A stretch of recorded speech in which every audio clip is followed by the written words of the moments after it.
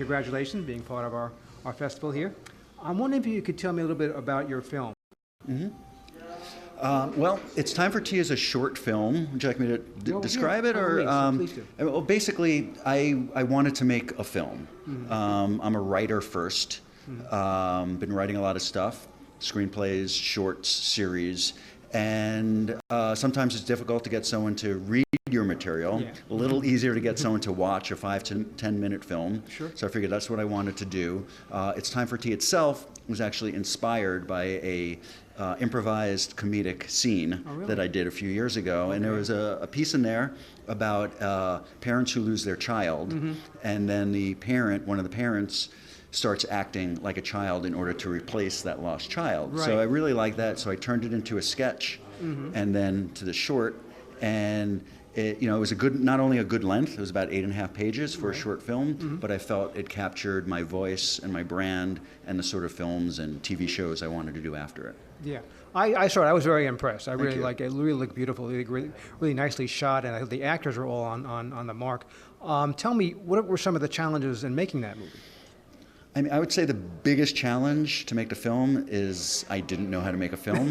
There's that. Yeah, I've never been to film school. I'm not a technical person.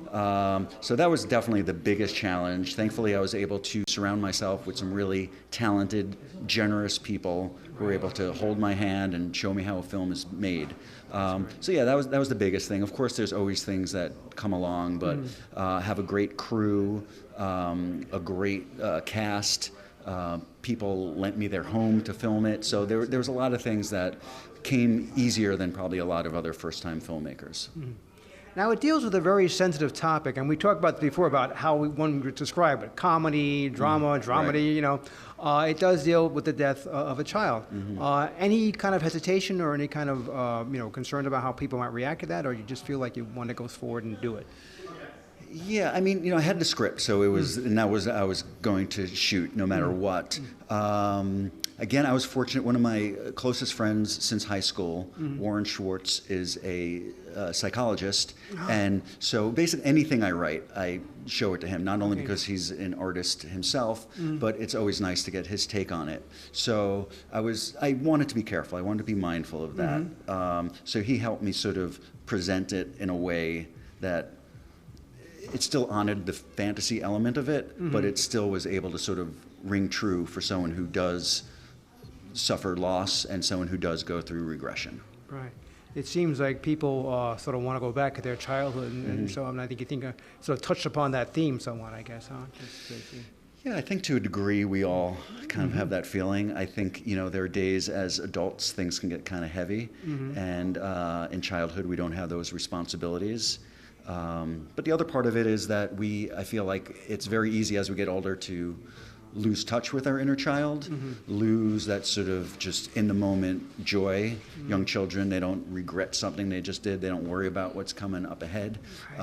They don't worry about being judged if they're being silly or dancing or singing. So yeah, I think to a degree we all want to go back a little bit. Yeah. Because that came through, and I mean, it's very touching. It's very emotional. That's how I felt. I really felt like these are people who are suffering, but they're trying to find different ways of coping. I guess you have the husband and the wife sort of going in, at least initially, different directions.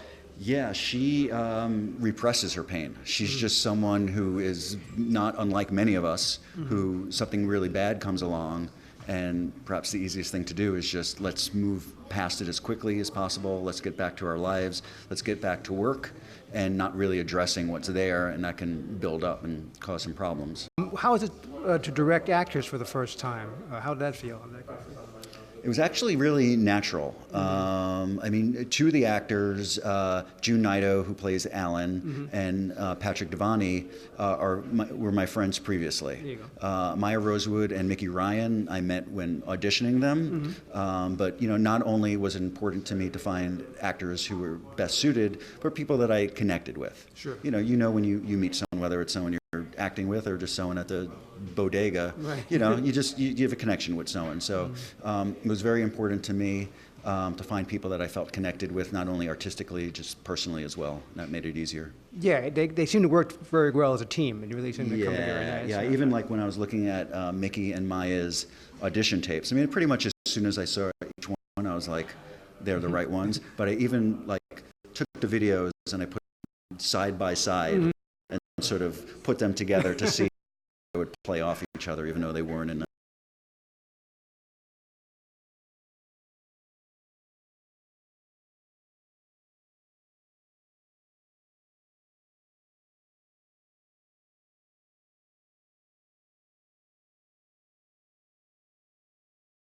DP Jake Horgan is an extremely talented guy, not only talented but very patient and generous with me. We met many times in pre-production just to go over, and we looked at the script together and like basically line by line, scene by scene, tracking the emotional journey, mostly of the character Rebecca, right? Because that's how I feel. It's really more of her story.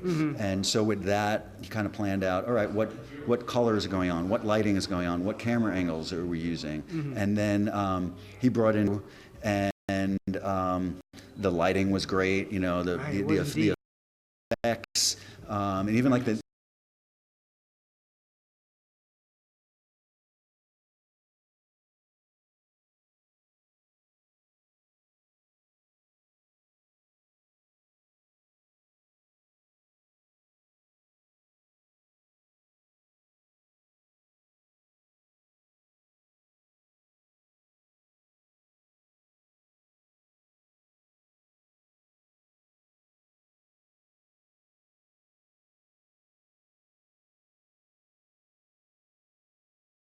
that. There's no getting around that, that's for sure. And so where can we see the film? Well, you can see it in just a couple of hours.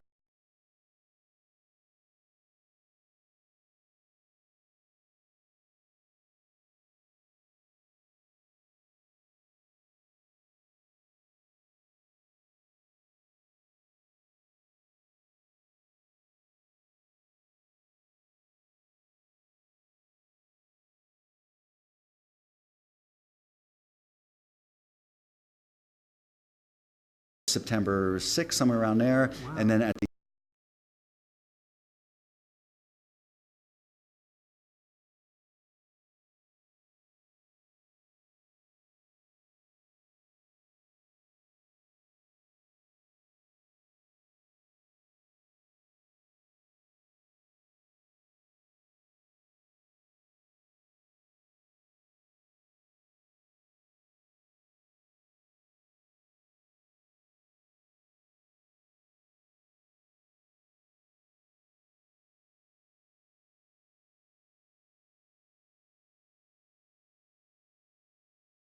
like praying. I was like, may this film be canceled, but it has to be someone else's fault. You know, I don't want it to be my fault, but something totally gets screwed up, like it's a hurricane or my actors cancel or something like that. So